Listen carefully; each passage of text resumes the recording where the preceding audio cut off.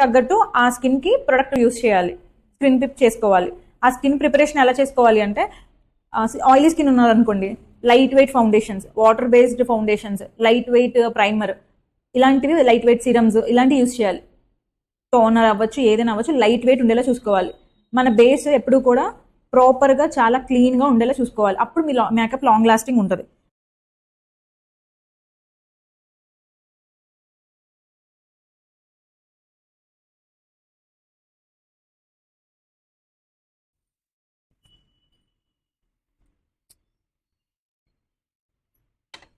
ఇదేంటి, ఎందుకు?